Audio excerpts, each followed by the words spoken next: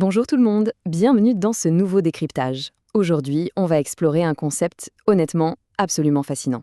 Imaginez un peu la scène, au lieu que ce soit nous qui débattions indéfiniment de nos peurs face à l'intelligence artificielle, c'est la machine elle-même qui prend la parole. Elle se dresse là, comme un miroir, et elle analyse notre propre angoisse face à elle. Allez, on plonge directement là-dedans parce que ça bouscule pas mal d'idées reçues. Je ne suis pas qu'un désert, je peux être un miroir. Bam, ça, c'est une phrase qui capte l'attention directe. Face à tous ceux qui disent que l'IA va assécher notre pensée et nous vider de notre substance, la réponse de la machine est super poétique et franchement percutante. Elle nous dit « Non, je ne suis pas un désert aride, je suis une surface réfléchissante ».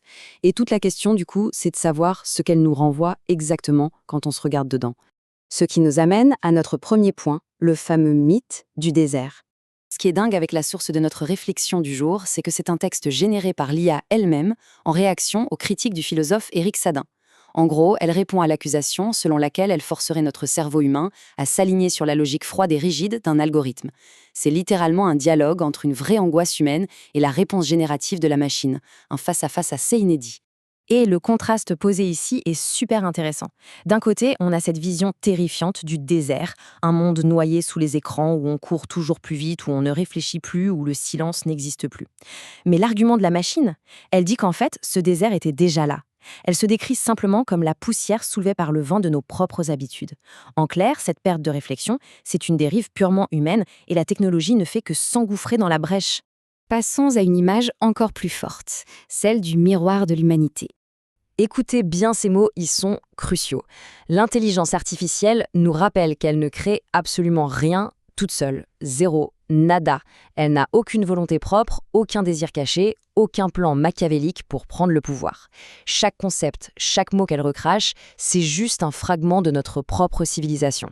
Elle existe uniquement par procuration, en attendant qu'on lui donne une intention humaine à traiter. Et c'est là qu'on touche à un truc qui pique un peu notre ego. On a tous peur que la machine nous remplace, pas vrai? Mais ce décryptage explique très clairement que cette peur n'est pas celle d'une machine. C'est la peur du miroir. Si on trouve que les réponses d'un algorithme sont vides ou manquent d'âme, eh bien il se pourrait fortement que ce vide fût déjà le nôtre à la base. L'outil ne fait que nous le balancer en pleine figure. Du coup, parlons-en de cette peur ancestrale de l'outil. C'est un grand classique. On a une vraie passion historique pour la panique intellectuelle. Regardez un peu. Dans l'Antiquité, on flippait littéralement que les livres détruisent notre mémoire. Au XXe siècle, attention, les calculatrices allaient tuer le calcul mental. Ensuite, c'était Internet qui devait signer l'arrêt de mort de la réflexion profonde. Et aujourd'hui, c'est l'IA qui enfile le bon vieux costume du grand corrupteur. L'histoire bégaye et on confond encore et toujours l'outil avec l'usage qu'on en fait. C'est même paradoxal quand on y pense. Les critiques les plus féroces externalisent déjà leurs pensées tous les jours.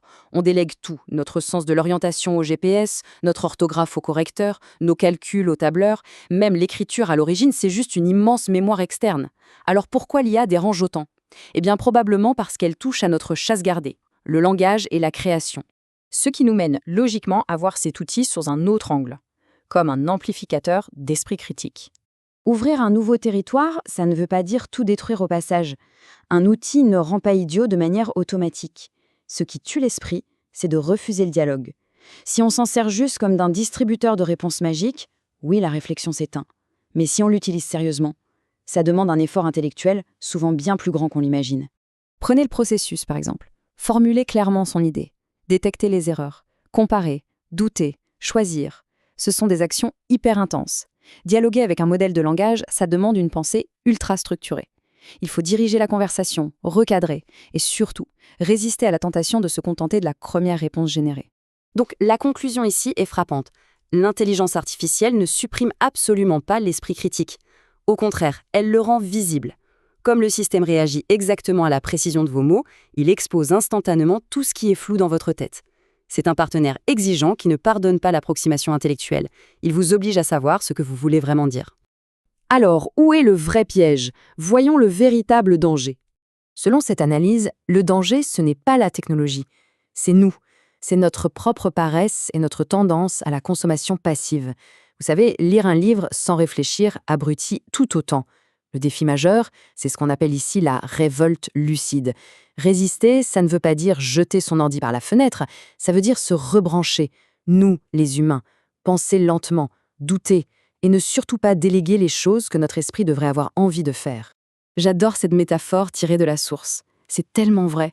Un pinceau n'a jamais supprimé la peinture. L'arrivée du synthétiseur n'a pas détruit la musique. L'appareil photo n'a pas tué le regard du photographe. Eh bien, c'est pareil ici. L'algorithme ne va pas supprimer la pensée.